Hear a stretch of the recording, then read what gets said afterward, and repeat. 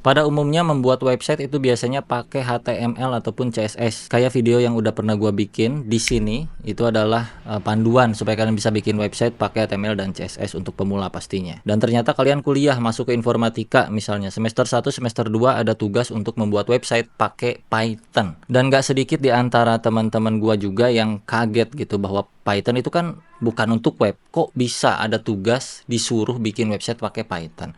Jadi di video kali ini gue bakal ajak kalian semua untuk mendapatkan experience baru bersama Python ini untuk mengembangkan sebuah website. Tapi disclaimer dulu, video ini untuk pemula, sungguh-sungguh sangat untuk pemula, dan gue bakal start dari nol juga berdasarkan dokumentasi dari si Pythonnya itu sendiri. Dan kita bakal menggunakan salah satu framework yang memang capable untuk dibuat web development, si Pythonnya. Pilihan frameworknya itu ada banyak, kalian bisa pilih yang namanya Django, tapi Django itu kayaknya terlalu overkill untuk project pertama kali kalian belajar mengembangkan website pakai Python. Ada juga yang namanya Fast API, kalian bisa pakai framework tersebut untuk ngembangin sebuah website, tapi kayaknya itu juga kurang friendly kalau pertama kali banget nih.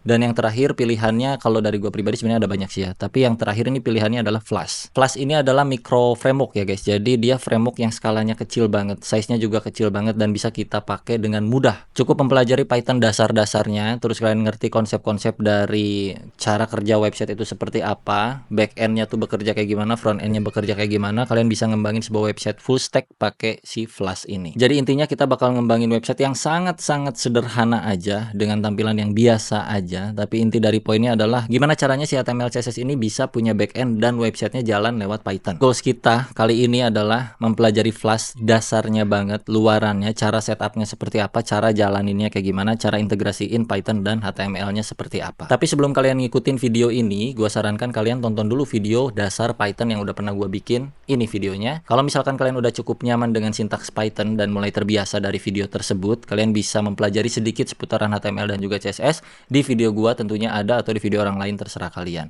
Nah, dengan kedua ilmu atau kedua resource yang udah kalian pelajari, yang mana yang pertama adalah pembelajaran seputar Python dasar, yang kedua adalah HTML dan CSS dasar. Kalian bisa gabungin itu, masuk lewat sebuah micro framework yang namanya Flash, dan kita develop website secara full stack, back end dan juga front end-nya pakai Flash. Walaupun di project ini sungguh sangat sederhana, yaitu kita bakal ngembangin website untuk ngitung kalkulasi usia kita berdasarkan tahun lahir kita. Nah, karena ini projectnya dimulai dari nol, gua nggak akan pakai VS Code andalan gua bakal install sesuatu hal yang baru, IDE yang baru, text editor yang baru yang namanya Tony.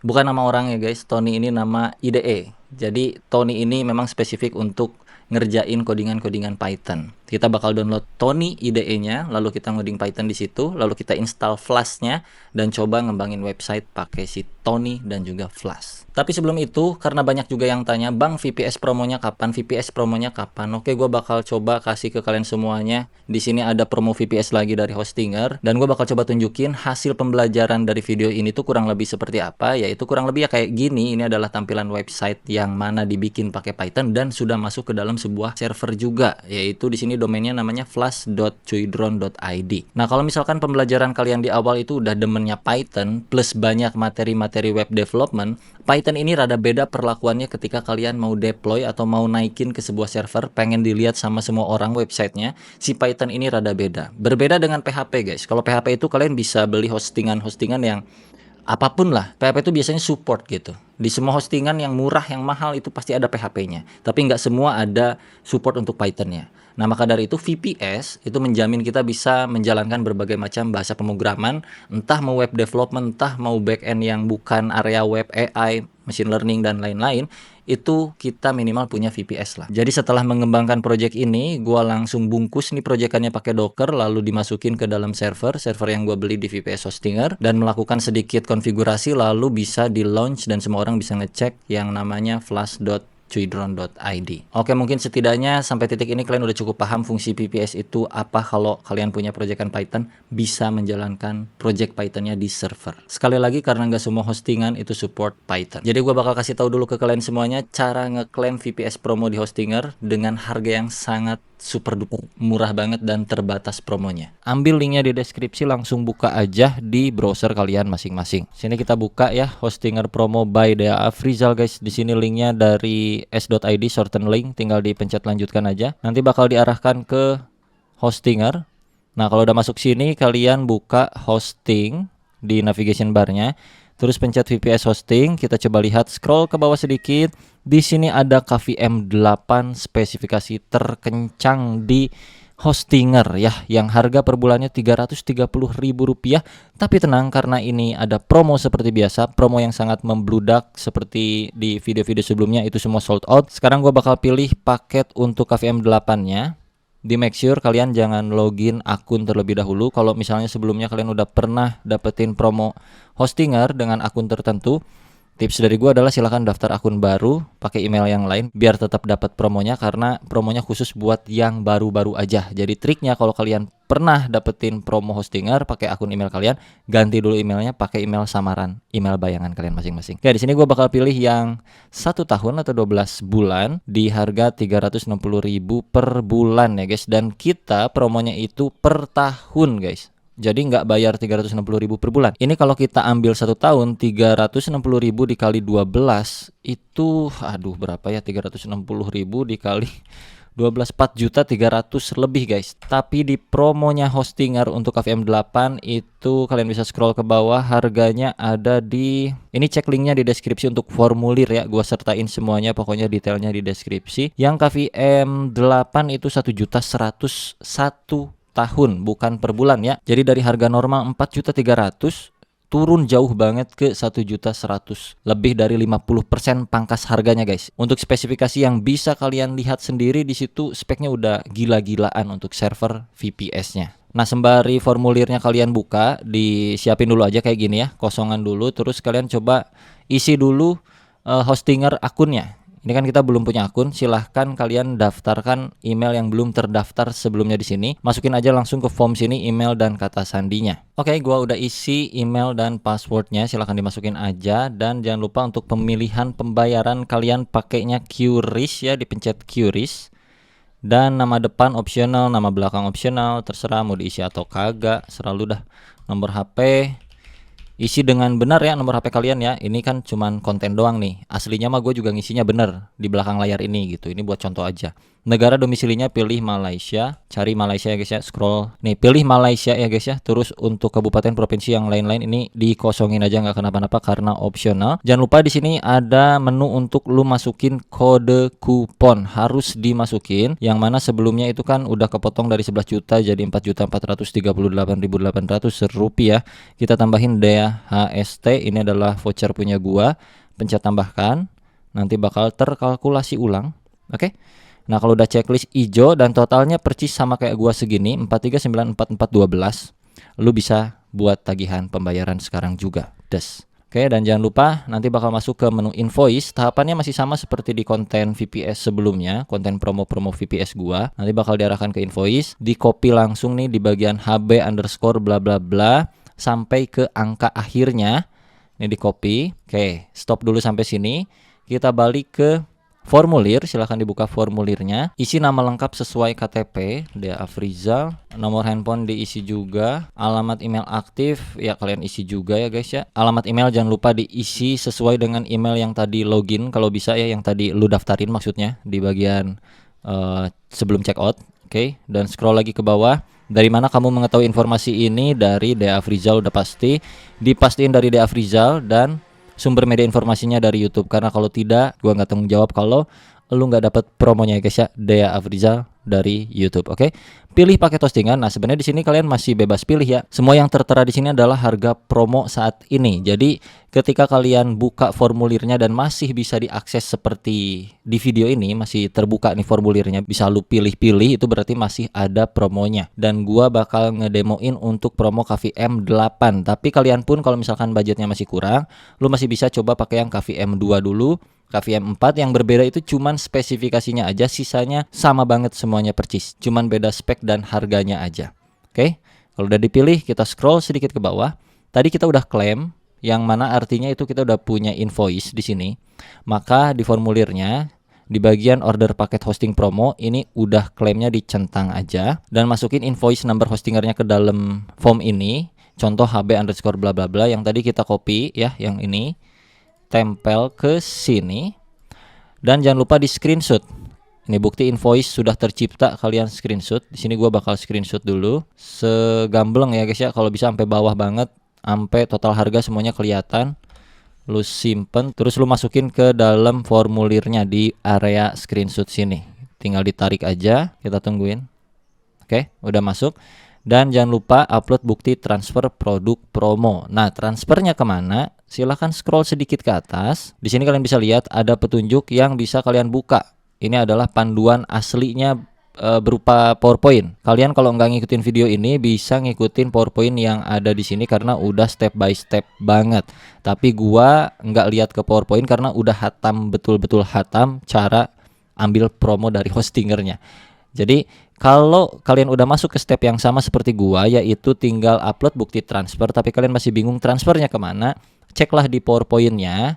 Di slide ke-10 apa 11 kalau nggak salah. Ya, ini nih, di slide ke-12 kalian bisa transfer ke data yang ada di sini, di slide 12. Silahkan. Di sini sementara gua blur dulu datanya karena takutnya suatu saat datanya itu berubah. Jadi kalian pastiin aja pas kalian buka PowerPoint-nya, data yang muncul di situ di slide 12 itu adalah nomor rekening tujuan yang harus kalian transfer senilai formulir yang kalian pilih di sini. Nah, karena gua pilihnya VPS KVM 8 yang harganya 1.100.000 untuk promo fullnya, maka gua transfer ke akun rekening yang ada di slide ke-12 senilai harga yang sama seperti yang di formulir, yaitu 1.100.000.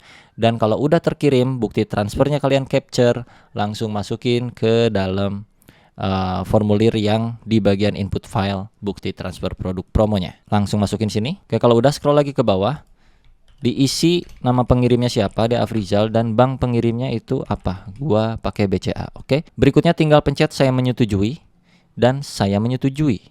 Perhatikan di sini memakan waktu 3 sampai 5 hari kerja. Jadi di make sure aja kalian pengisian formnya sesuai dengan yang ada di video ini atau sesuai dengan formulir yang udah dikasih sama hostingernya. Dan kalau misalkan dalam waktu 3 sampai 5 hari kalian belum dapat juga aktivasi akun untuk promo VPS-nya, silakan langsung kontak customer service hostingernya, bakal otomatis dibales juga. Pokoknya uang kalian nggak akan hilang selama formulirnya masih bisa dibuka, lu masih bisa nge-submit, berarti promonya pun masih berlaku. Dan kalau 3-5 hari masih belum ada aktivasi akun, kemungkinan ada sesuatu yang salah di pengisian promonya dari kalian sendiri. Entah pengisian negara yang salah misalnya, atau form yang salah, ya kalian bisa dipastiin dulu bener-bener samain kayak gua gini. Atau kalau udah terlanjur kalian submit dan terlanjur udah transfer, gak usah takut juga karena uangnya pun ada di mereka, nggak akan dibawa pergi. Mereka udah kaya juga, jadi ngapain bawa uang yang 1 juta 2 juta kayak gitu ya. Mereka tuh udah ngasih harga promo yang murah seperti ini biar produknya dipakai dulu aja. Masalah untung rugi mah ya siapa tahu. Jadi intinya bakal dibantu sama tim hostingernya itu sendiri. Kalau misalkan kalian bermasalah, bakal dibenerin sama mereka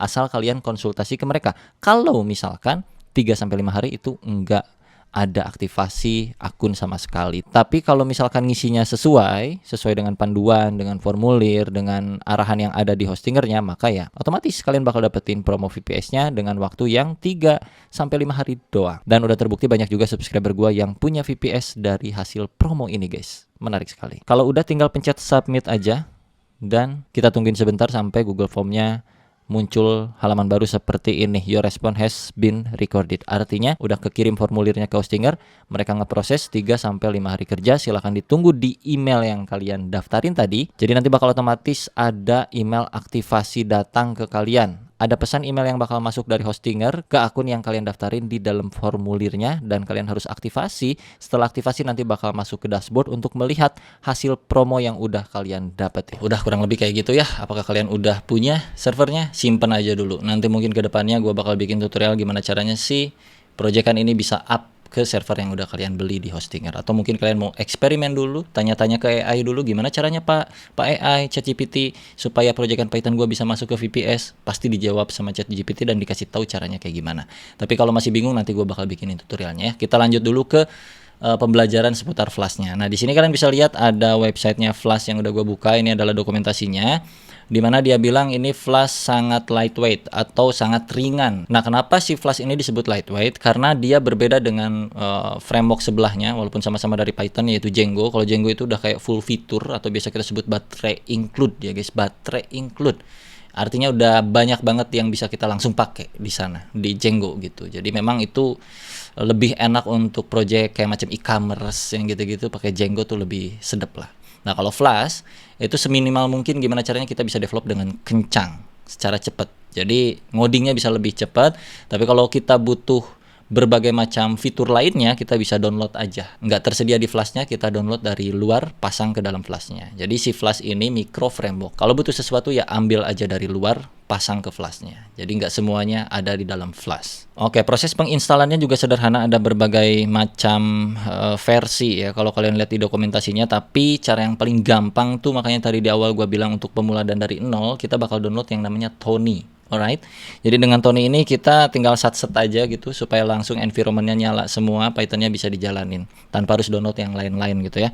Mari kita cari Tony IDE di Google, muncul di sini Tony Python IDE for Beginner. Jadi cocok banget buat yang baru belajar.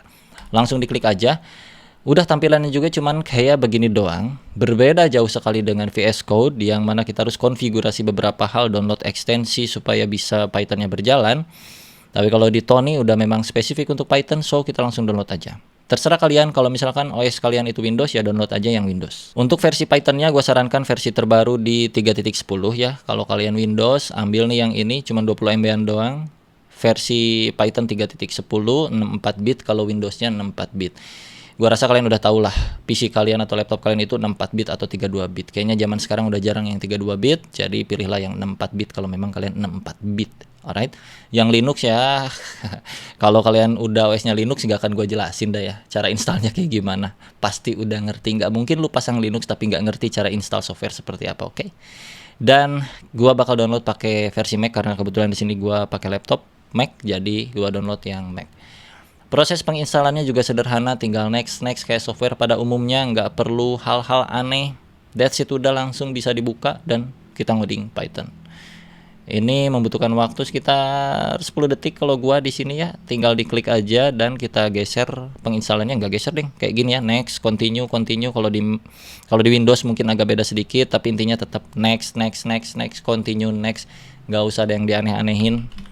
Langsung aja set kita tungguin sampai kelar instalasinya. Udah kelar dan kita bakal coba buka si Tony-nya ya. Caranya ya udah sih, cara apaan buka anjir. Nah, pertama kali muncul kayak begini ya. Gua pinggirin dulu nih browser. Right, muncul kayak gini ya. Ini tinggal di let's go aja, mau bahasa apa terserah kalian, mau Prancis ya terserah kalian lah. Initial setting standar, yes standar aja, tinggal let's go. Udah, ini langsung kebuka IDE-nya Python. Gokil sekali, tapi jelek banget tampilannya. Kita ubah sedikit ya, di Windows juga sama seharusnya. Lu bisa masuk ke file, ke Tony, ke view, alright. Dan kita coba di mana ya nyetingnya, tools. Oke, masuk ke tools. Kalau di gua di Mac, kalau di Windows mungkin ada preference atau setting apa kayak gitu. Masuk ke option untuk memperbesar tulisannya dan mengganti temanya jadi lebih gelap biar enak ya. Masuk ke area theme. Di sini gua bakal pakai UI theme-nya Raspberry Pi Dark. Nah, kayak begini jadi hitam gelap begitu ya. Terus editor fontnya gua pakai Meslo. Kalau kalian nggak ada font yang sama kayak gua ya, pilih aja yang mana terserah fontnya ya. Ini lebih ke preferensi masing-masing saja. Kalau gua font size-nya diperbesar jadi 24 biar kalian bisa lihat codingannya. Kalau kalian sih kayaknya di 16 juga cukup lah. Kalau gua sengaja digedein ya guys ya. Kayak kalau udah di setting nih font sama temanya, ya udah tinggal di oke aja. Kalian bisa lihat di area bawah itu adalah terminal yang bisa kalian geser-geser ke atas ke bawah. Kayak begini. Udah otomatis Python-nya berjalan di versi 3.10. Alright, ketika gua menginstal si Tony, karena tadi sekaligus ya pas penginstalan tuh Python-nya masuk juga seharusnya. Kita lakukan pengetesan pertama bahwa si Python-nya itu berjalan atau tidak dengan cara di terminal shell-nya itu kalian bisa ketikin perhitungan standar kayak 4 plus 2 misalnya sama dengan berapa gitu ya. Lo enter. Kok gitu sih, jelek banget. 4 plus 2 enter, nggak usah pakai sama dengan. Muncul langsung ya kan 6. Apakah udah sama kelihatan atau kagak nih? Gak tahu juga dah. Terus kalian bisa bikin variabel-variabel tertentu di sini. Misalnya nama sama dengan Dea Afrizal. Dea Afrizal kayak begini. Jangan lupa pakai curak-curak. Dan kalau Python itu kan nggak pakai titik koma ya. Jadi langsung aja seperti ini. Kita bisa enter. Udah, terus kita taruhlah usia di sini sama dengan 30. Lo enter. Nah, kemana variabel ini masuk? Kok nggak muncul apa-apa ya? Kita tinggal ketik aja nama. Lo enter langsung. Muncul Dea Afrizal, berarti udah tersimpen nih. Artinya ini intinya Python udah berfungsi lah di terminal shell-nya, otomatis kita bakal bisa ngoding juga pasti. Kalau di sini udah berfungsi. Nah, tadi ada variabel nama yang udah ditampung ke belakang layar, lalu dimunculkan ke depan dengan cara mengetikkan nama variabelnya langsung. Nama dikasih lah sama si Python, De Afrizal. Alright. Dan kita coba munculin satu lagi, usia. Ketika di enter usia 30 muncul, udah sesuai. Nah, kalau di Tony itu ada sebuah view yang bisa menunjukkan variabel apa yang kita punya di sistemnya, di IDE-nya. Kita coba masuk ke view, kalian lihat di sini ada menu variables. Sama? Lo coba klik, kalian bisa lihat di sini sebelah kanan. Ini temanya gue ganti dulu bentar, kayak kurang enak gitu ya. Oke, ini dia tema yang lebih better. Nah, di sini kalian bisa lihat ada nama dan nama De Afrizal dan usia 30. Kalau kita tambah-tambahin ke sini ke terminalnya, ini bagusnya Tony nih ya guys, di VS Code kayaknya nggak ada kecuali kita pakai extension tambahan dan beberapa konfigurasi lainnya. Kita coba misalnya pacar underscore saya sama dengan Luna Maya. Misal contoh ya. Kita enter, bakal masuk ke sini nih, langsung ke variabel. Jadi di IDE-nya ditampung tuh apa yang udah kita masukin ke terminal, langsung masuk ke menu variable view ini di sebelah kanan. Nah, ini fungsinya buat apa? Sebenarnya ini untuk troubleshooting aja, kita ngeliat gitu ya. Contoh, misalkan kita bikin variabel baru lagi, usia underscore saya sama dengan 10. Masuk sini usia saya 10, kalau kita print usia saya muncul sini 10. Kalau misalkan kita bikin pertambahan gitu ya, usia kamu misalnya 20. Kan masuk ke sini nih. Kan kita bisa lihat ya, usia saya itu 10, usia kamu 20. Kalau pengen dijumlahin berarti kan menjadi 30. Kita coba di sini bikin satu variabel baru untuk penambahan keduanya. Semua underscore usia sama dengan usia underscore saya ditambah usia underscore kamu. Variabel semua usia bakal masuk ke menu view variabel sini. Semua usia bakal datang sini ya dengan nilai 30. Dari mana nilai 30? Dari usia saya, yang mana usia saya adalah 10 ditambah dengan usia kamu yaitu 20. Jadi bakal ada satu variabel dengan nilai 30 datang di sini. Kita coba enter. Nah, nih masuk nih. Semua usia 30. Betul? Nah, jadi itulah si Tony ya, cukup bermanfaat nih menu variabel untuk kebutuhan troubleshooting. Jadi kalian mau aktifin silahkan, mau enggak juga enggak kenapa-napa. Kita bakal coba langsung siapin si flashnya aja atau bikin satu file terlebih dahulu sebelum menginstal library flashnya atau micro framework flashnya.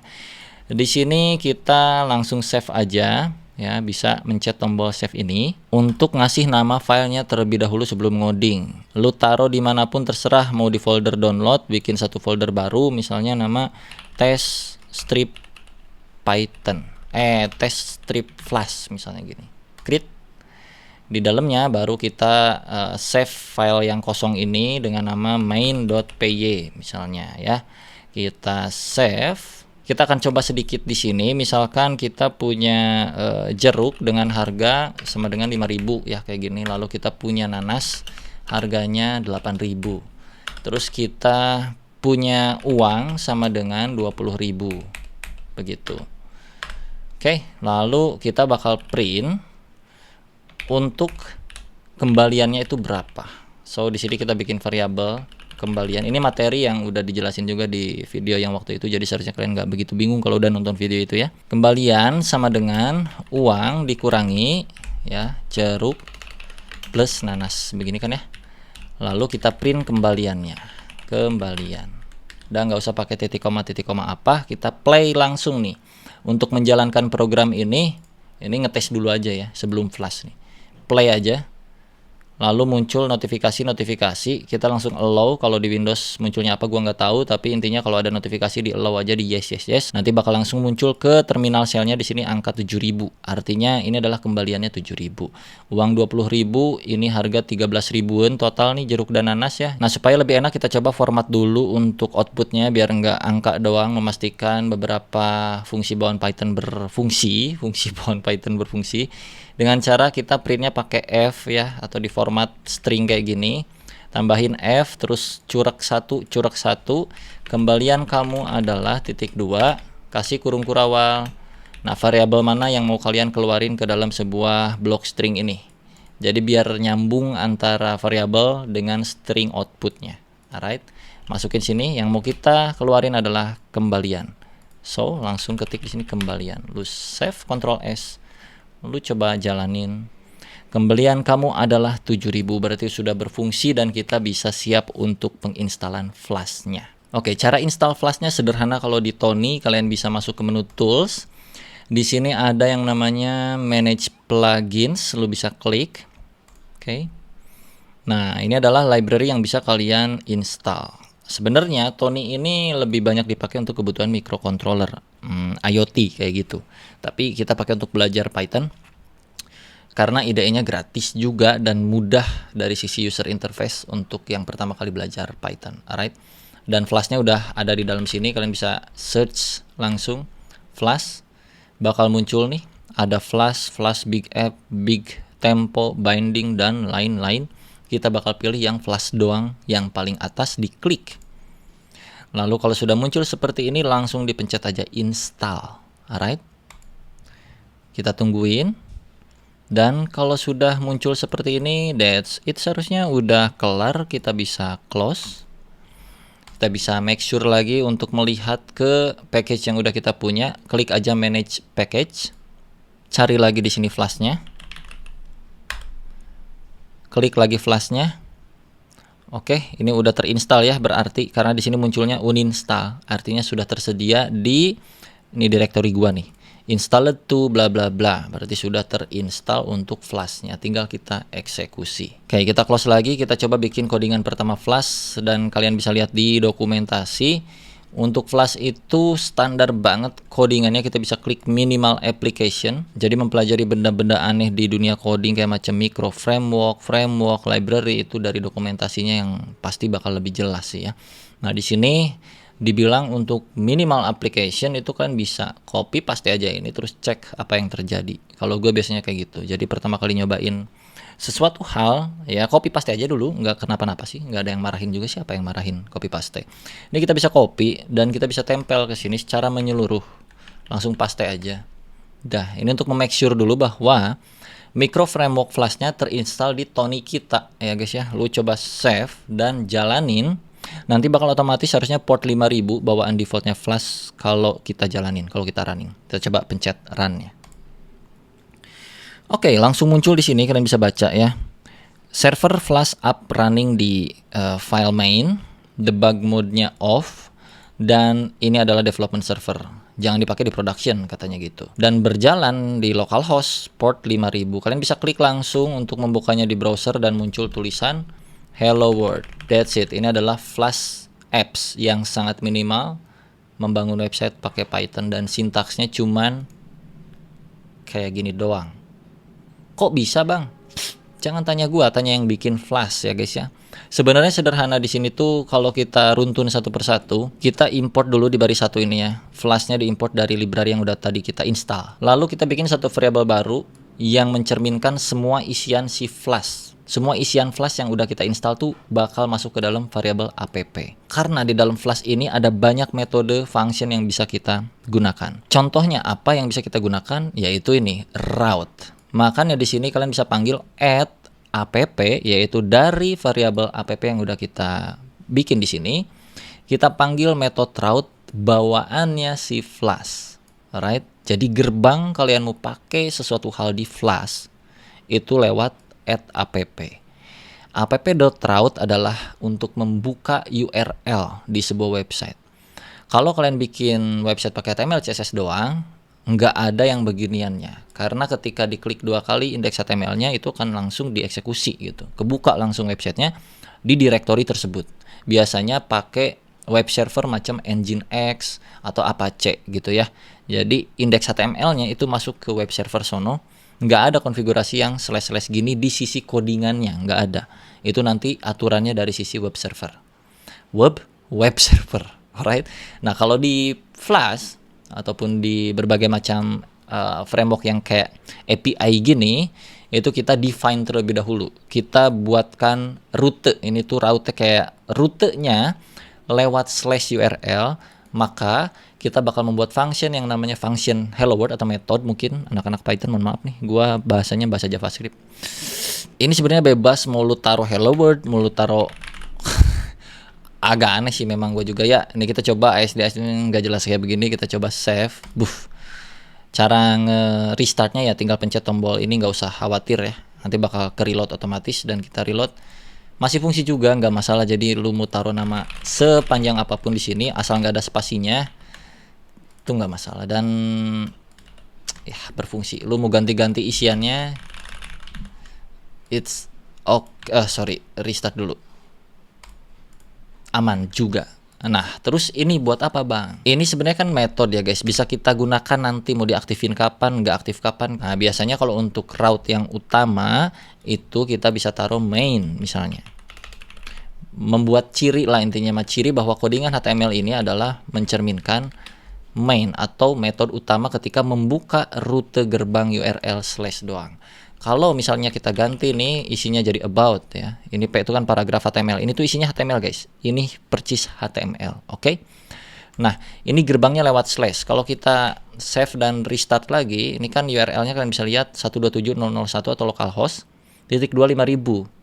.25000 artinya nggak ada slash ke belakangnya, itu defaultnya. Nah, defaultnya itu slash doang. 5000-nya itu dari mana? Dari bawaan flashnya. Sebenarnya kita bisa ganti-ganti portnya, terserah kita. Mau diganti lewat server nanti, mau diganti dari aplikasinya, codingannya langsung, itu juga bisa. Nah, tapi kita coba reload dulu ya. About. Nah, sekarang kan gini. Ini isinya about guys, untuk isi komponennya. Ceritanya kita punya elemen HTML yang bertuliskan about, tapi URL-nya gua pun pengen about. Gimana caranya? Karena tadi udah jelas ya, route ini adalah jalur gerbang URL yang dibuka nanti sama user, lalu mengeksekusi apa isinya ketika user membuka jalur ini, yang mana isinya saat ini adalah memunculkan halaman about. Jadi ekspektasi kita adalah slash-nya bukan slash doang, tapi slash about. Lu save, lu coba run lagi. Sekarang kalau kita buka URL utamanya, di reload pasti muncul tulisan not found. Nggak ada di program kita rute ke jalur slash doang. Ke jalur utama website kita tuh nggak ada. Website kita di sini sudah sangat jelas. Jadi dengan Flash itu tataan penulisannya tuh sangat jelas guys, sangat mudah dibaca ya. Slash about berarti udah jelas nih, website kita cuma punya slash about doang di sini, nggak ada yang lain-lain, nggak akan bisa. Maka kalau kita mau akses ya di sini tinggal slash about, enter, muncul about. Gimana kalau pengen munculin lagi yang slash utamanya doang? Kita bisa tiru hal yang sama, modal copy paste. Ini di copy, tempel di bawahnya. Mau apa tadi? Mau slash doang, hapus about-nya, P-nya ganti ini home gitu. Ini home guys. Tutup. Kasih string lagi, lu save. Nah, ini penamaan metodenya kita ganti. Karena yang ini rutenya ke about, dev main-nya kita ganti jadi dev about. Kenapa? Biar lebih sesuai. Alright? Bisa aja bebas, tapi buat apa kalau kita bisa membuat ini sesuai, bener gak sih? Kan nggak kenapa-napa nih, bebas. Bebas, selalu bebas. Tapi buat apa sebebas-bebasnya kalau nggak bermakna, kan gitu ya. Codingan itu sebisa mungkin bermakna sesuai dengan fungsinya. Jadi kalau kayak gini nggak bermasalah, ya mending kayak gini daripada nggak bermasalah tapi nggak jelas. Ya intinya mah disesuaiin aja ya guys ya. Jadi pusing gue juga. Ini main udah nih, ini udah sesuai ya karena ini yang jalur utama, bebas lah. Yang jalur utama mau lu taruh home atau taruh main, it's okay. Yang jelas gerbangnya itu nggak boleh ada yang sama ya, gerbangnya itu harus berbeda-beda. Ini gerbang ke about, ini gerbang URL ke halaman utama yang kita kasih metodenya home namanya. Kalau kita save dan kita run lagi, ini kan ke reload nih, kita coba reload, about-nya masih about. Kalau home-nya ini langsung muncul, ini home guys. Kayak begitu, gokil kah? Nah, jadi misal apaan nih anjir? Bentar. Nah, kalau misalkan pengen nambah elemen baru, itu kita bisa runtunin nih dari kiri ke kanan ya guys. Kita bisa runtunin dari kiri ke kanan HTML-nya, terserah kita. Contoh nih dari home kita pengen ada tombol klik untuk ke arah about gitu ya. Ingat satu metode itu satu return. Jadi di sini kan ada dev about .2. Ini .2 itu artinya oke, kita jalankan eksekusi blok program di dalam metodenya. Makanya ini pakai tab ya. Nih kalau nggak pakai tab, percaya ke gua nggak akan bisa jalan programnya. Save. Langsung rusak nih. Perhatikan. Return p about indentation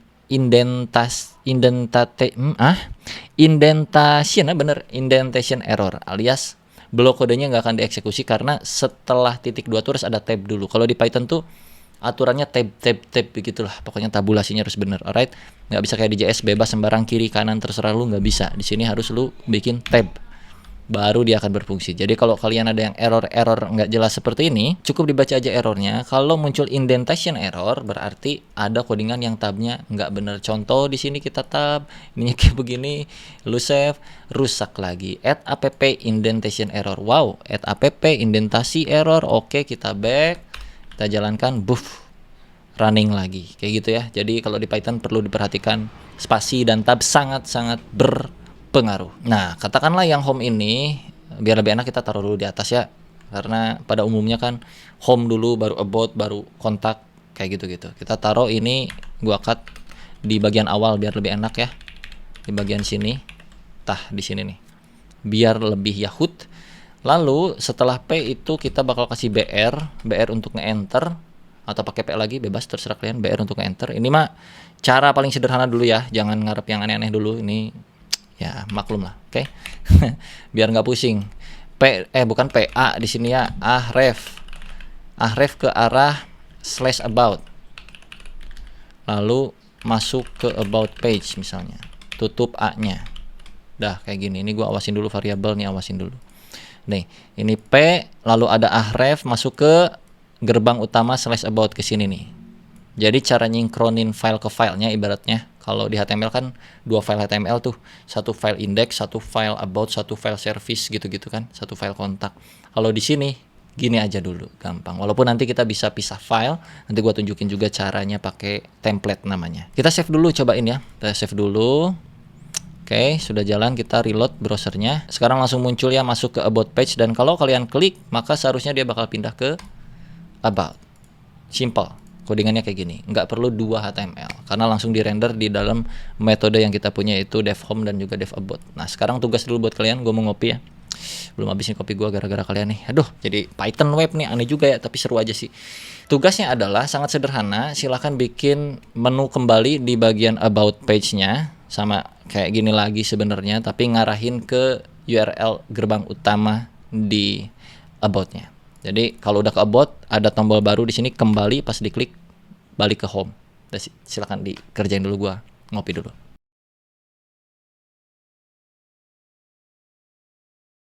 Caranya sangat sederhana. Jadi di about-nya sama aja, lu tinggal tambahin ahref, dan lagi-lagi lu bisa lakukan copy paste. Ini di copy dan lu tinggal tempel ke sebelahnya, pakai BR dulu.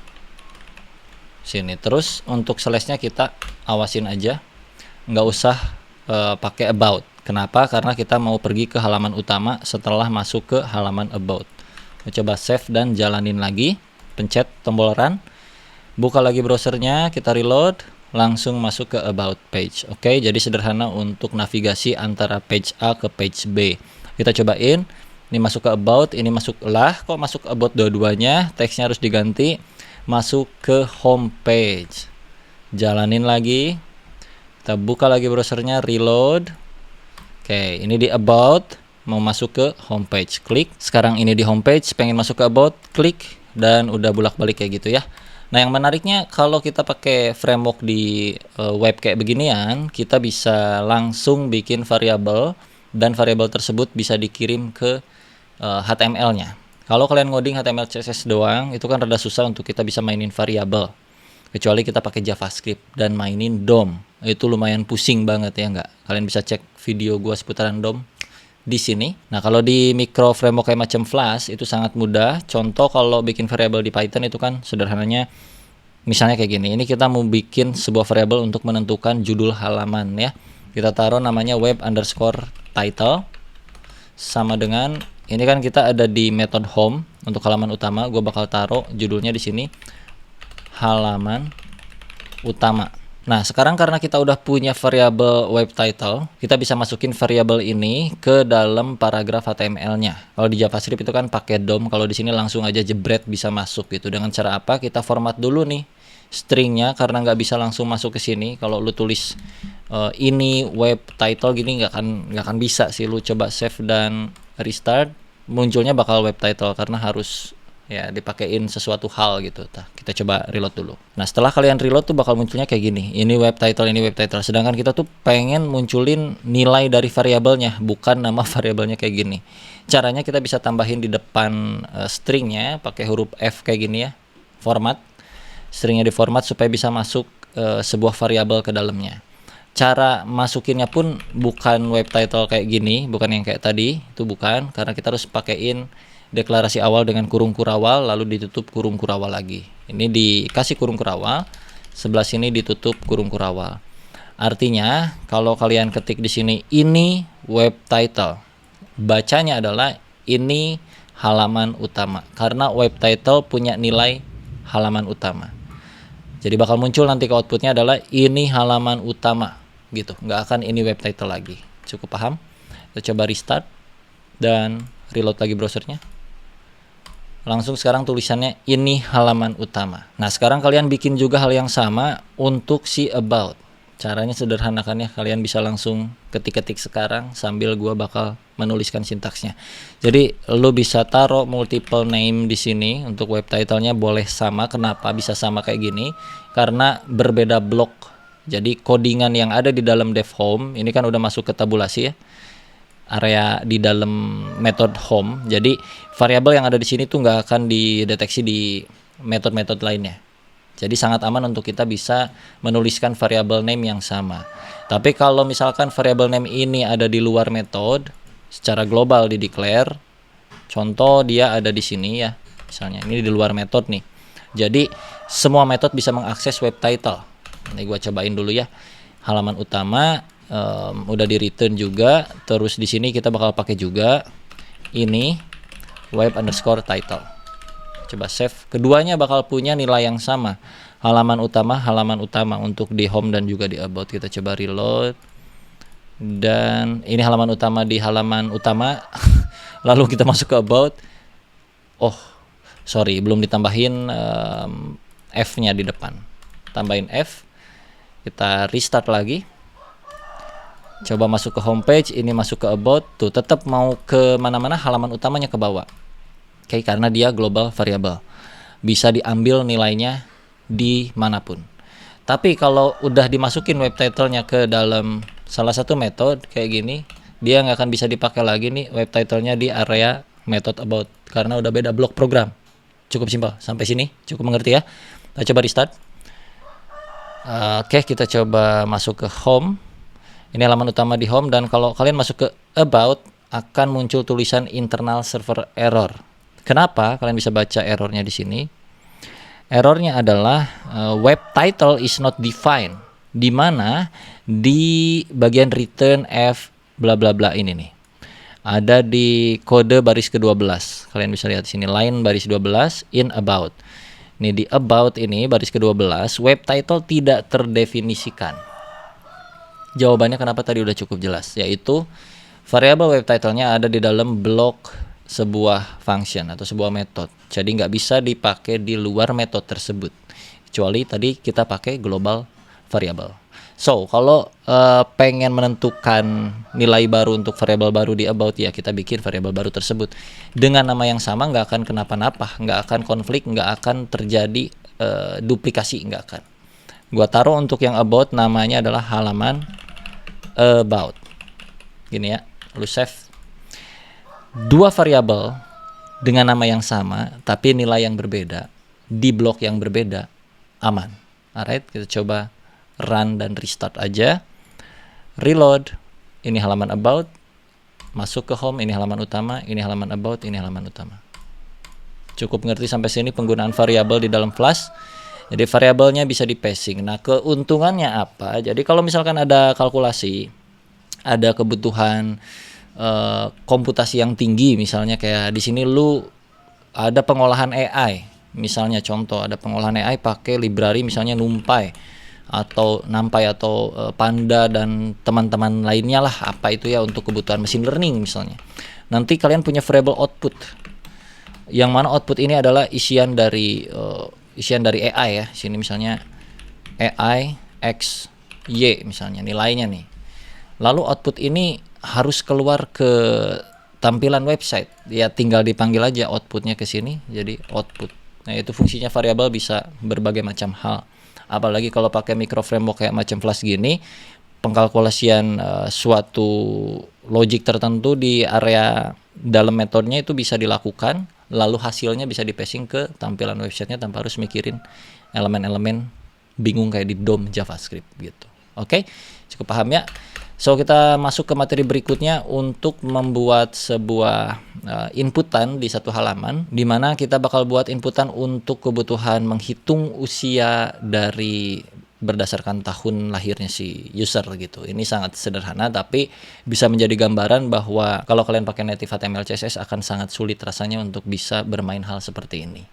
So, kita bakal langsung bikin untuk sebuah inputannya.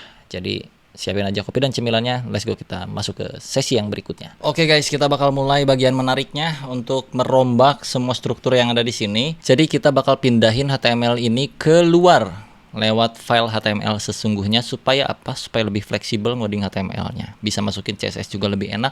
Karena lu bayangin aja kalau misalkan website itu kan nggak cuman P doang, ya nggak sih? Ada div, ada H, ada tabel, ada apa kayak gitu ya. Kedepannya kalau mau melakukan penambahan fitur, mau ngerubah tampilan website, ya masa lu ngoding di sini gitu kan pertanyaannya. Masa mau styling di sini gitu, kayak aneh banget pak, lu style, nggak bisa. Jadi kita bakal pindahin pakai yang namanya render template. Nah, render template ini intinya di Flash itu dia bisa mengenali file lainnya di luar file utama dia, yaitu main.py. Kita bisa bikin file HTML dan CSS ataupun bahkan JavaScript supaya bisa dikenali oleh si Python atau Flash-nya itu sendiri. Jadi kita bakal langsung bikin satu file baru khusus untuk HTML yang ada di metode-metode ini. Kita bakal pindahin, intinya nggak di sini biar nggak rumit. Klik aja nih tombol kertas baru ya atau new file, diklik bakal langsung kebuka satu tab kosong kayak begini tanpa nama. Jadi kita pencet save dulu untuk memberikan nama kepada filenya. Nah, tapi sebelum itu ada rules-nya guys, untuk kalian bisa mengintegrasikan file HTML CSS ke dalam proyekan Flash-nya. Karena kita mau pakai bawaan metode-metode yang ada di Flash, kita harus buat strukturnya khusus. Harus masuk ke dalam folder yang namanya templates. Karena nanti kita bakal pakai Jinja engine yang fungsinya untuk kita bisa menggunakan variabel yang dilempar oleh file utama Python dari depan ke HTML. Jadi di sini kita buat satu folder baru, di Windows juga sama. Nah, kita kasih nama templates, pakai S ya guys, pakai S, templates, create. Oke, jadi strukturnya adalah folder proyekannya di sini kan test flash, nama gua nih, nama folder gua nih. Kalau file utamanya namanya main.py. Di jajaran yang sama, yaitu di areanya si main.py, itu kita punya satu folder yang namanya templates. Di dalam templates ini kita bikin satu file ya yang namanya index.html atau home.html boleh. Home.html karena kita bakal pakai HTML-nya ini untuk kebutuhan si homepage, halaman utama. Ya, jadi kasih nama home.html. Nggak boleh kecil, gede, spasi nggak boleh, harus percis kayak gini, home.html. Kalau udah kalian save, ini muncul tulisannya mau pakai HTML atau pakai PY. Skip aja, kita pilih use HTML. Klik. Oke, nah sekarang sudah tercipta file HTML-nya, kita bisa langsung bikin standaran HTML kayak gini. Walaupun memang nggak muncul sugestinya kayak di VS Code, tapi nggak apa-apa, kita bisa buat standar aja HTML, ada body, lalu tutup body, ada head juga ya, head di sini, tutup head. Gua asumsikan kalian udah cukup mengerti. Di sini ada title, tutup langsung, tutup langsung kayak gini. Ini adalah home page ya. Nah, di dalam bodinya kita taruh H1 misalnya, H1.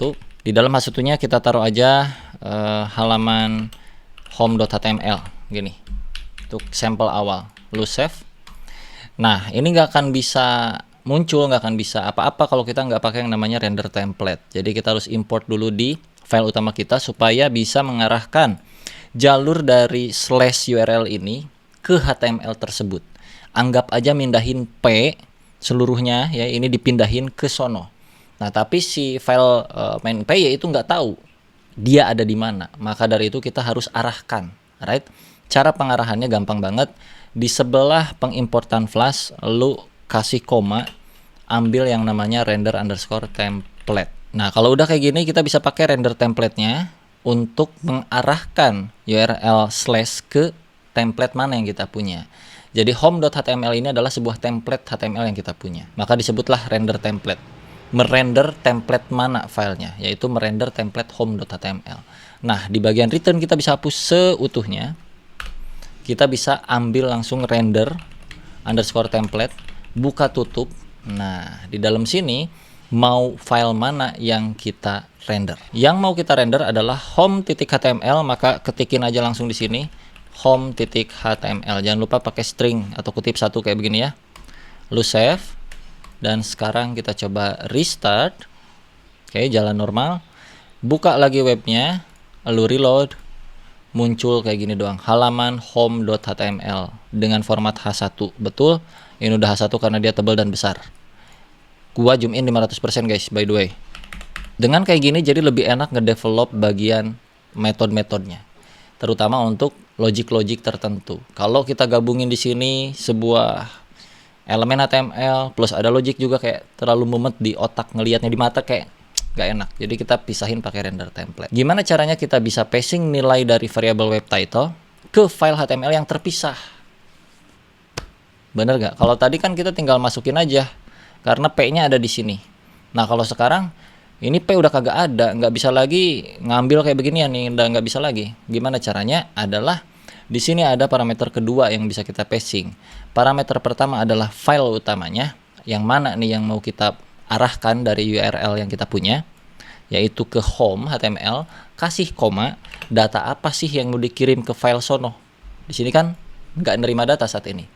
Kalau kita kasih di sini web title, kita kirim aja web title yang bakal diterima oleh si file home.html-nya nanti, yang isinya adalah apa? Isinya adalah web title juga. Bingung bang kayak gini maksudnya apa? Oke, kita persimpel dulu. Sebelum pakai variabel yang ada di home-nya, yang ada di method home ini, kita buat dulu kayak gini aja deh, biar kalian cukup tergambar. Kasih nama data. Jadi di sini adalah variabel yang mau kita passing ke mana? Ke home.html. Kita mau kirim variabel data, nilainya apa nih variabel data? Belum ada, nggak bisa kalau gitu, harus ada. Nah, kita kasih sama dengan di datanya, nilainya apa? Misalnya yang mau gua kirim nilainya adalah hello world gitu. Save. Sekarang home.html itu punya variabel data, karena di sini kita lempar lewat render template. File home.html punya variabel data yang isi nilainya hello world. Lalu bagaimana cara memanggil data ini? Sedangkan di sini kan formatnya HTML doang.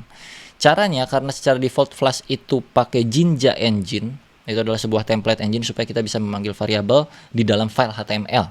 Caranya sederhana, kita bisa hapus nih halaman home.html-nya dengan cara halaman kasih kurung kurawal 2 biji kayak gini. Kalau sebelumnya mah 1 biji ya, kalau sekarang di file HTML kita kasih 2 biji kurung kurawalnya. Di tengahnya adalah nama variabel yang di-passing dari depan tadi. Apakah nama variabelnya? Yaitu si data. Kalau lu masukin data ke sini, data. Lu save dan kita jalanin lagi. Jangan lupa cara jalaninnya itu bukan di home.html karena bakal rusak. Kita coba run. Nggak bisa, invalid syntax. Jadi lu harus balik dulu ke main.py, lalu pencet tombol startnya di sini. Jangan di file ini, jangan ya. Ini cukup kayak begini aja. Lu masuk lagi ke main.py, lu restart di sini. Sekarang cek tadinya halaman home.html, sekarang karena kita punya variabel data yang di-passing dan udah dipanggil di HTML-nya, yang nilainya tadi adalah hello world, maka sekarang bakal bertuliskan halaman hello world. Itu powerfulnya framework ya guys. Kita bisa mudah melakukan pengiriman data, penerimaan data, control flow kayak gitu-gitu, jadi lebih gampang. Oke, cukup paham sampai sini? Nah, kita lihat lagi di sini. Data udah kita passing, artinya variabel bisa diterima dengan baik oleh file yang ada di luar file utamanya, yaitu oleh home.html. Berarti caranya supaya kita bisa ngirim isian dari web title, ngirim nilai halaman utama, itu kayak gimana? Caranya bebas, lu bisa taruh nama variabel yang dikirim ke sono, itu mau data, mau X, mau Y, mau D, terserah kalian. Anggaplah tetap data, tapi nilainya nggak mau hello world. Nilainya itu gue pengen nilai dari variabel web title yang isinya adalah halaman utama. Maka hapuslah stringnya, isilah dengan nama variabel web title. Masukin sini web underscore title. Ini sama aja kayak data sama dengan halaman utama. Nah, jadi seolah-olah kita mengirim ini nih, variabel ini ke HTML. Seolah-olah. Kenapa? Karena web title itu adalah sebuah variabel yang isinya halaman utama. Jadi kalau kita bikin data sama dengan web title, artinya data sama dengan halaman utama. So, kalau kita save dan kita jalankan ulang, di HTML itu kan udah dipanggil data ya. Jadi kalau kita save, boom, kita back lagi, maka tadinya dia hello world bakal berubah puff menjadi halaman utama, halamannya double. So kita bisa hapus di area home HTML-nya. Untuk halaman kita teksnya hapusin aja, cukup H1 data. Cukup paham sampai sini? Data ini berasal dari nih web title, yaitu halaman utama. So kalau kita run ulang dan lu cek lagi reload, udah masuk sebagai halaman utama. Nah, kalau kita passingnya percis pakai nama variabel yang ada di sini, berarti kita ganti datanya pakai web title juga dengan isian web title lagi. Artinya web title ngirim isian nilai web title. Pusingkah? Kalau di JavaScript kita bisa ilangin aja kayak begini. Set. Jadi intinya home HTML bakal nerima data langsung dari web title, dari variabel ini, yaitu halaman utama. Tapi di Python, nah gua nggak tahu apa bisa atau enggak. Kita coba dulu yang standar gini ya, web title. Nah, ini kalau kita save terus kita start, nggak akan muncul judul halaman utamanya, bakal kosong. Kalian bisa lihat di sini. Kenapa? Ada yang bisa tebak? Kenapa setelah kita mengganti variabel data di sini menjadi web title, walaupun isiannya sama halaman utama web title, kok nggak muncul ke bagian websitenya? Kenapa? Karena kita nge-passing variabel dengan nama web title yang isiannya adalah halaman utama nih. Tapi pemanggilan dari parameter yang dikirim bukan web title yang dipanggil. Kalau lu cek ke home.html, yang dipanggil adalah data. Sedangkan variabel data itu tidak ada sama sekali di sini. Tidak dideklarasikan, jadi nggak muncul apa-apa. So, kalau di sini kita udah taruh web title, maka dari home.html pun kita harus bikin sama, web_title. Lu save, back lagi ke main.py, lu restart dan lu reload, muncul halaman utama. Oke, udah cukup paham ya. Nah, kalau kita buat sama seperti di JavaScript, nggak pakai sama dengan, artinya ini udah percis ngirim web title halaman utama langsung. Apakah bisa atau tidak? Gak tahu, kita coba. Oke, udah di save dan kita reload. Internal server error, nggak bisa. Jadi harus ada isian yang berbeda. Itu gua rada nggak suka sebenarnya, karena biasa di JavaScript kalau kita mau passing sesuatu yang udah punya nilai, ya udah langsung aja masukin sini gitu ya. Kalau di Python ya lu harus web title, web_title, jadi kayak double name gitu. Kayak mungkin ada alasan tertentu yang gua nggak tahu. Oke, kurang lebih seperti itu. Nah, sekarang tugas lagi yang kedua adalah gimana caranya membuat si about sama juga pakai render template seperti yang bagian home. Silahkan dikerjain tugas kecilnya sebelum kita move ke materi yang berikutnya. Monggo, gua mau ngopi dulu.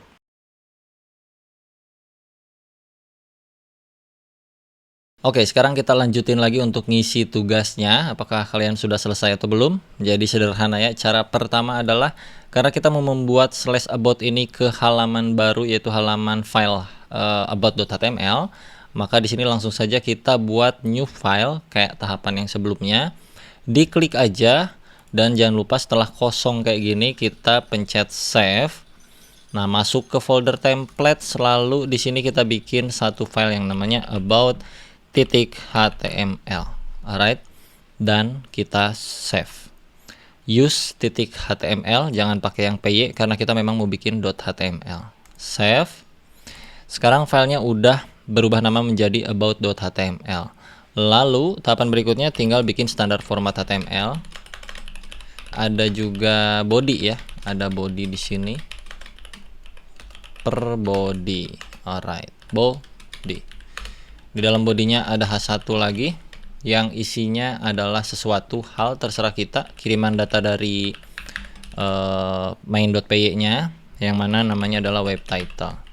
Di headnya ini mah bebas, terserah kalian mau isi atau enggak. Ini halaman about. Dah, gini aja ya. Jangan lupa di save, balik lagi ke main.py dan kita tinggal pakai render template-nya aja di bagian return. Jadi di sini lu awasin sama halnya kayak yang gini, tapi beda ngarah filenya aja. Render_template. Filenya tadi apa namanya?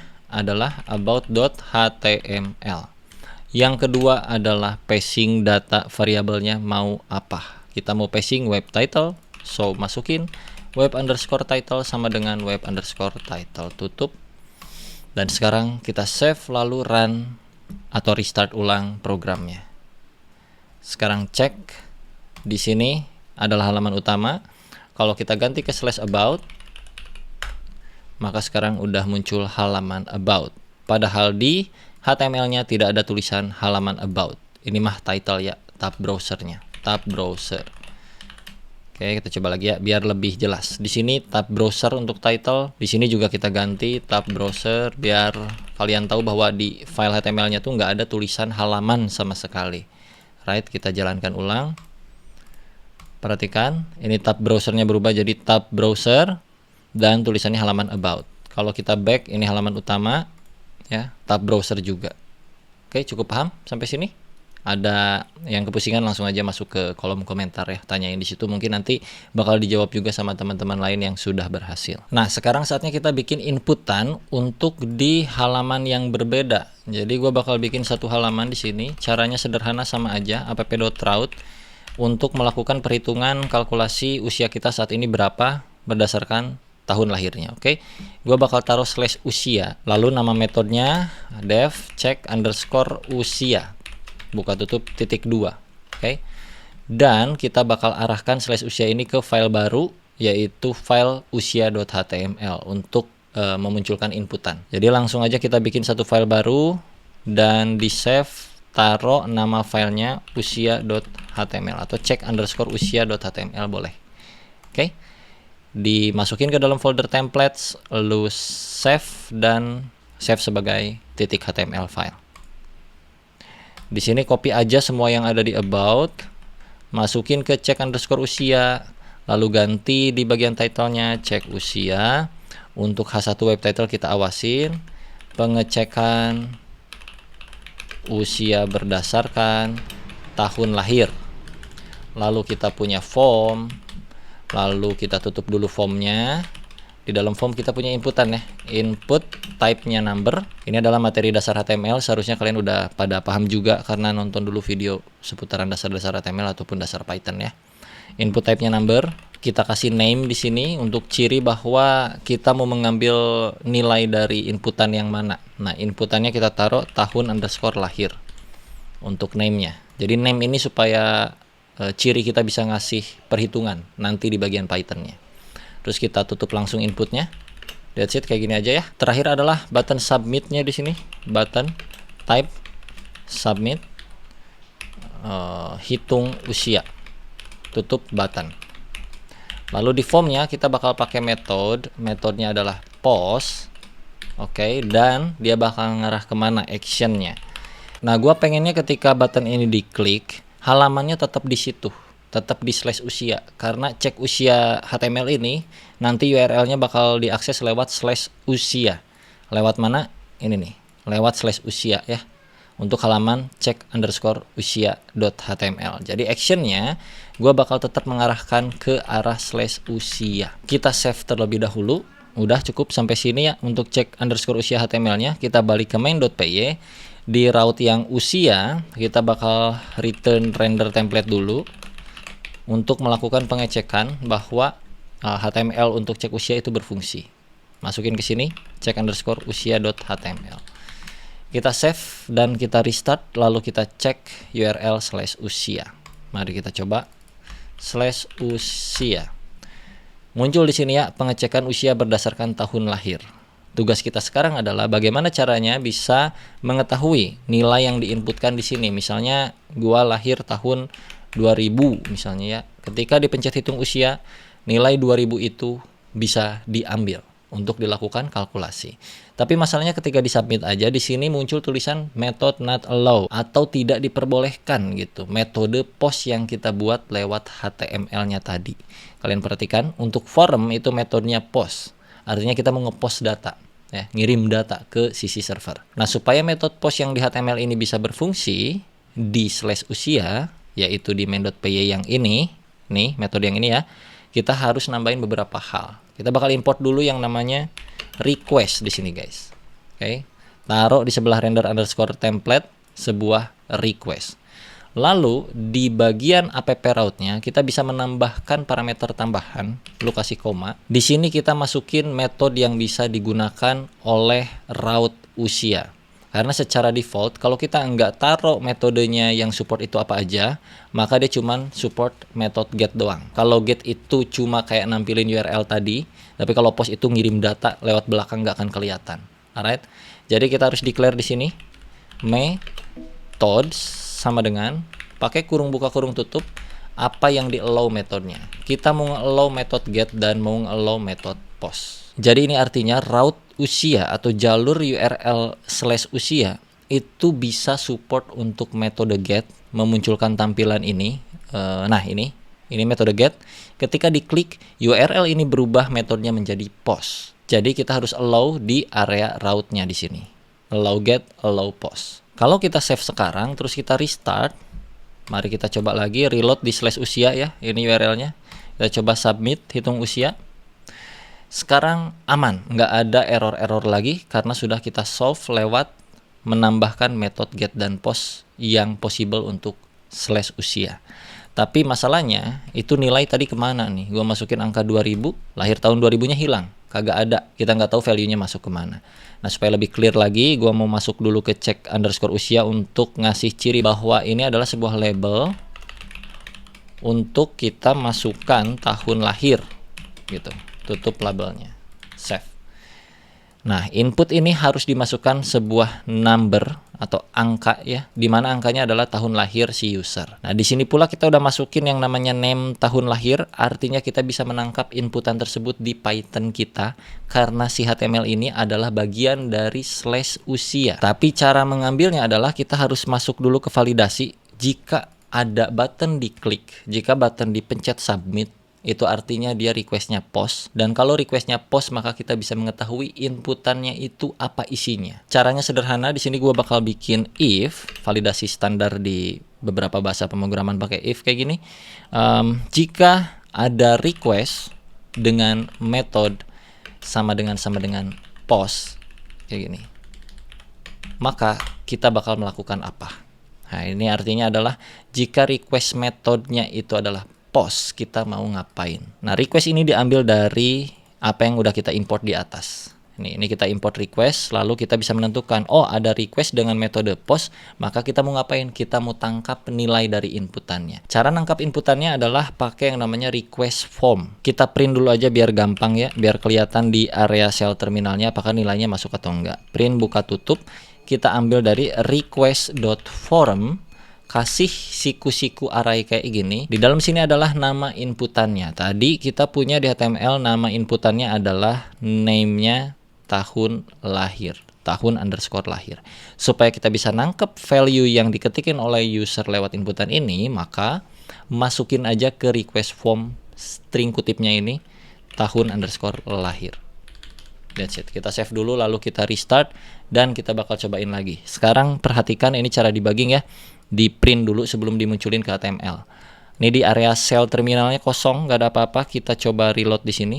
Kita coba enter dulu karena dia punya state yang sebelumnya udah dieksekusi. Jadi kalau di reload bakal kekirim nilainya langsung. Jadi lebih baik kalau form method kayak gini kita enter di URL-nya biar bener-bener reset. Oke? Masukkan tahun lahir, gua taruh aja 1990, lalu kita klik hitung usia, nanti bakal muncul ke terminal. Apa yang kita tulis di sini yaitu print isian dari apa yang dikirim oleh user lewat inputan. Kita coba hitung usia. Memang di websitenya hilang, tapi kalau kalian cek ke sel terminalnya, di sini kalian bisa lihat muncul 1990. Artinya apa? Kita bisa nampilin 1990-nya lagi ke website atau melakukan kalkulasi. Cara supaya bisa melakukan kalkulasi atas apa yang sudah diinputkan oleh user, kita tampung nilai yang udah diketikin user ke dalam sebuah variabel. Biar variabel tersebut bisa dipakai untuk kalkulasi. Alright? Instead of print, instead. Daripada pakai print, kita tampung ke dalam variabel yang nama variabelnya adalah tahun lahir sama dengan request.form tahun lahir. Awas buka tutupnya diawasin ya. Hati-hati lupa. Jadi request.form tahun lahir, inputan dari user kita tampung dulu ke sebuah variabel yang namanya tahun lahir. Alright? Dan kita bakal melakukan perhitungan di sini, di mana supaya mengetahui usia artinya tahun saat ini dikurangi dengan tahun lahirnya user. Sesimpel itu doang. Maka kita bakal tahu usianya si user itu berapa. Nah, masalahnya kita nggak tahu saat ini tuh tahun berapa. Dari sisi program. Program tuh nggak tahu sekarang tuh tahun berapa. Kecuali kita deklarasikan. Itu ada binatang-binatang apa sih? Di sini jadi gua bakal coba hardcode dulu sebelum nanti kita pakai library. Jadi kita tulis aja di sini tahun sekarang sama dengan 2024. Dah kayak gitu aja. Untuk kalkulasi usianya, maka kita bisa buat sebuah variabel baru untuk perhitungan yang sederhana ini. Usia sama dengan tahun underscore sekarang dikurangin tahun underscore lahir. Nah, sebelum dimunculin ke web, kita lebih baik print terlebih dahulu. Print usia. Save. Cukup paham sampai sini? Tahun lahir diambil dari inputan, dapat ya berapapun yang diketik oleh user. Lalu tahun sekarang kita hardcode dulu nilainya 2024. Nanti kita ganti ini menjadi dinamis. Jadi kalaupun tahun depan program ini dieksekusi, nggak perlu ngetik lagi 2025, akan otomatis menyesuaikan dengan tahun yang saat itu dieksekusi. Lalu di sini ada variabel usia yang isinya cuma ngitung sederhana. Tahun sekarang dikurangin tahun lahirnya sama dengan adalah usianya. Dan kita print untuk melakukan pengetesan, lihat di terminal nanti hasilnya kayak gimana. Kita restart dulu programnya. Lalu kita enter lagi URL/usia. Masukin misalnya lahir tahun 2000, berarti dia sekarang 24 tahun. Di terminal harus muncul 24 berarti guys. Alright, kita hitung usia. Oh, ternyata error kayak gini. Kita lihat dulu di area errornya itu apa. Kalian bisa baca di sini ya. Unsupport operand type min integer and string. Oke. Jadi yang ini nih tahun lahir itu dia string formatnya. Sedangkan yang tahun sekarang formatnya integer atau angka. Kalau string kan kata-kata. Kata-kata dan angka, string dan angka itu nggak bisa dikasih perhitungan kurang kali tambah bagi, nggak bisa. Jadi kita harus format terlebih dahulu, salah satu di antaranya, supaya jadi satu format. Dan format yang paling benar untuk melakukan perhitungan angka adalah integer. Nah, di mana tahun sekarang ini udah formatnya integer, udah sangat jelas. 2024 ini angka semua tanpa kutip, itu artinya integer. Kalau kalian penasaran, kalian bisa ketik kayak gini, type dari tahun lahir itu apa sebenarnya. Gitu. Nanti ketika kalian print, ini si type tahun lahirnya bakal muncul bahwa dia itu adalah string.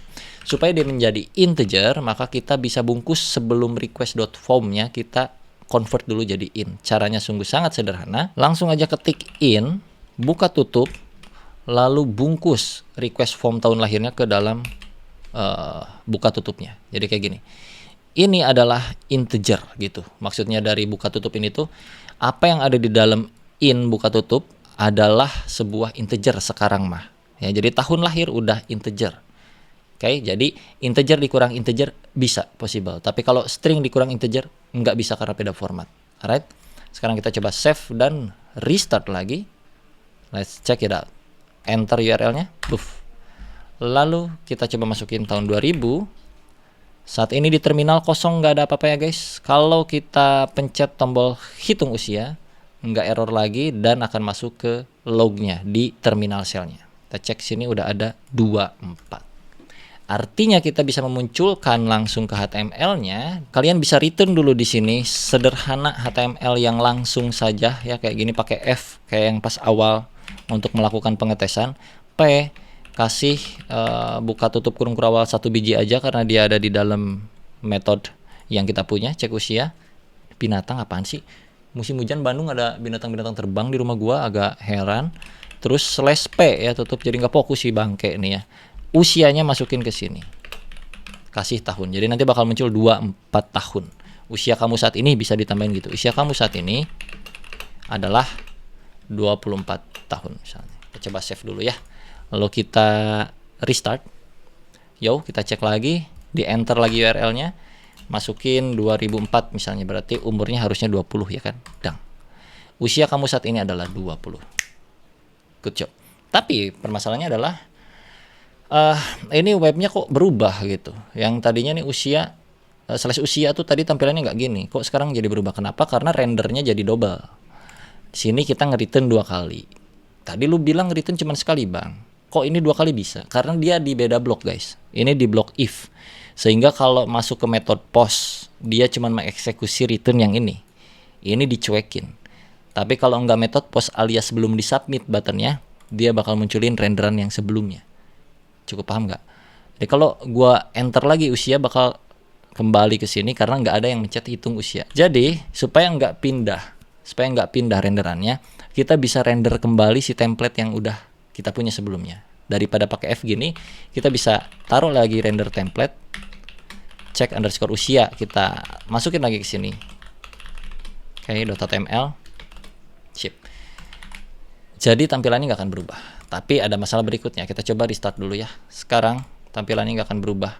Kalau kita masukin di sini tahun 2004 misalnya, hitung usia masih di sini juga, tapi nggak ada hasil apa-apa gitu. Nah caranya adalah seperti metode pertama pembelajaran kita, yaitu passing variable, di mana cek HTML saat ini belum punya variabel sama sekali. Kalian bisa lihat di HTML-nya nggak ada variabel sama sekali. Kita bisa ngambil variabel usia ini di HTML-nya dengan cara nge-passing variabel usianya ke renderan yang seharusnya punya data usia. Cukup paham gak ya? Harusnya paham guys. Kalian bisa cuekin renderan yang terakhir ini karena tidak akan tereksekusi ketika tombol diklik. Intinya tombol diklik itu bakal jalanin codingan ini doang. Kalau tombol nggak diklik, jalanin codingan yang ini doang. Dah kayak gitu, simple, alright. Maka kita bisa passing usianya ke sini. Usia sama dengan usia. Oke, sekarang file HTML-nya udah punya nilai usia. So kita bisa bikin di bawah formnya sebuah P kayak yang sebelumnya. Usia Anda saat ini adalah, oke, tutup P, kasih buka tutup usia. Udah otomatis bakal muncul. Tapi masalahnya ketika pertama kali ini, kita restart dulu ya, save dan restart. Ketika pertama kali dibuka ini URL, muncul juga kan usia Anda saat ini adalah berapa. Nggak ada kosongan doang kayak gini. Tapi kalau kita passing, wah, usia Anda saat ini adalah 20. Nggak ada tahunnya, kita masukin dulu tahun biar lebih enak. 20 tahun gitu ya. Restart lagi, coba misalnya 2000, berarti 24 tahun. Usia Anda saat ini ada 24 tahun. Kalau kita taruh 1994, usia 30 tahun, udah dinamis. Jadi langsung di dalam satu file ini, bener gak? Oke, tapi PR-nya adalah ya kalau kita state-nya dari awal, membuka slash usia dari awal, ini muncul juga kan, nggak mau kayak gitu ya, nggak mau kan. Nah jadi kita bakal modifikasi nih tambahannya. Oke, sebelum modifikasi gue mau bikin sebuah link ref dulu di area home supaya bisa ngarah ke cek usia ya. Jadi di home kita bikin href aja sederhana yang bakal ngarah ke slash usia, lalu cek usia di sini. Ini belum di styling ya sama gue ya. Untuk styling kalian styling sendiri aja lah, kayaknya CSS udah pada jago. Oke, slash usia, cek usia, that's it. Kayak gini kita bisa save dan cek mulai dari home dulu nih. Oke, klik cek usianya, aman masuk ke sini. Dan gue juga pengen bikin tombol back supaya bisa bolak-balik biar lebih enak. Oke, masuk ke cek usianya, tombol back ada di bawah sini. Href buat back ke area slash halaman utama, kembali ke halaman utama. Nah gini dulu aja biar simpel. Sekarang gue pengen gimana caranya ya guys ya, restart. Alright, gimana caranya dari pertama kali dibuka ini usia Anda saat ini adalah tahun, ini nggak perlu ada karena dia bakal ada seharusnya kalau udah diketikin nama user gitu, 2001. Kalau udah diklik, maksudnya diklik hitung usia, muncullah elemen ini. Gimana caranya? Validasi. Validasinya sederhana, kalian bisa masuk ke cek HTML di sini. Kita bisa bikin logic jika usianya belum ada, jangan munculkan ini ya. Taruh aja di sini. Jika pakai kayak gini nih, persen, ini persen. Oke. If ini adalah untuk mendeklarasikannya. If usia tidak ada. Nah, masalahnya si tidak adanya ini kan apa gitu. Tidak sama dengan atau sama dengan 0 atau sama dengan undefined atau apa gitu ya. Di Python ada yang namanya non. Alright, jadi secara default gue pengen usianya itu non, nggak ada. Cara sederhananya adalah kayak gini guys, supaya kita bisa melakukan validasi dengan lebih indah dan mudah. Di main.py-nya kalian bisa lihat nih, pertama kali /usia ini dibuka URL browsernya, maka dia bakal mengeksekusi codingan yang return render template tanpa data. Maka muncul tampilan yang seperti ini tanpa data, ya kan? Nih, kayak gini tanpa data. Kita kirim data usia, tapi dummy. Data usia, nilai default usianya bukan dari hasil perhitungan, karena ketika pertama kali buka belum dihitung apa-apa. Maka kita bisa taruh di sini, koma usia sama dengan non. Oke, jadi default awal nilai usia adalah non. Belum dijabarkan sama siapa-siapa. Jangan lupa n-nya gede ya. Apa bisa n kecil ya? Gue juga nggak tahu, nggak bisa gede n-nya pak. N gede, non. Ini dari sononya. Alright. Lalu non ini kita bisa jadikan validasi di cek usia HTML. If usia is not non, pakai bahasa Inggris enak banget di Python. If usia is not non, jika usia tidak non, tidak ada. Allah ya boy. If usia is not non, artinya usia ada isinya, munculkan ini. Jika tidak, jangan munculkan. Dan untuk menutup blok if-nya, di sini kita harus kasih ya guys, akhir dari validasi kita punya nih. Pakai persen lagi, ini Jinja template engine kayak gini mainnya. Kasih endif, that's it. P-nya kita bisa jorokin ke dalam. Jika usia is not known, alias usia ada nilainya, maka munculkanlah paragraf ini. Usia Anda saat ini adalah bla bla bla bla bla. Woi, burung lagi apaan sih? Setelah itu berakhirlah blok program ini. Maka kalau kita jalanin sekarang, kita save dulu lalu run ulang. Kita reload dari homepage ya guys. Buset, banyak burung sumpah. Burung apa namanya nih? Oh, bahasa Sundanya silaru guys. Kacau nih, banyak silaru. Oke, cek usia dulu. Sekarang udah nggak muncul paragrafnya, betul? Tapi kalau kita masukin 1995 misalnya, hitung usia, puff, langsung muncul. Usia Anda saat ini adalah 29. Bagaimana guys? Apakah pusing atau tidak? Simple, sebenarnya sintaksnya sederhana kayak gini kan ya.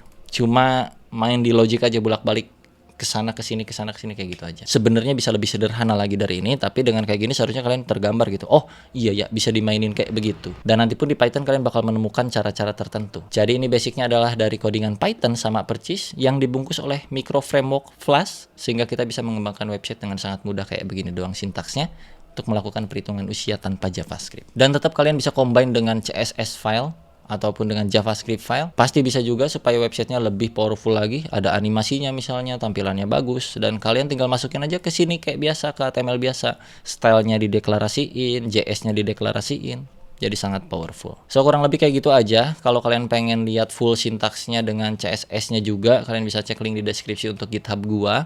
Semoga bermanfaat. Ini materi pertama Flash gua. Mungkin kalau kalian request yang lebih dalam lagi seputar Flashnya, nanti gua coba pelajari yang lebih mudah untuk dipahami lagi. Karena kalau terlalu jauh materinya, pertama kalian nyentuh ke Flash bakal kayak minder, nanti aduh pusing juga ya, aduh kayak gimana. Jadi materi ini tuh sebenarnya sangat super duper sederhana dan cocok banget untuk pemula. Kalau di sini kalian udah merasa kebingungan banget, berarti dasar Python kalian kurang kuat. Silahkan tonton video Python di YouTube orang atau di gua, terserah kalian semuanya, baru masuk lagi ke video ini. Jangan lupa juga silahkan pakai VPS dan coba deploy atau coba masukin nih codingan ke servernya. Kalau kalian masih bingung juga cara masukin program Python ini ke dalam server kalian supaya bisa diakses sama teman-teman, silahkan request di kolom komentar. Gua Dev Rizal, sampai jumpa di video berikutnya. Bye bye.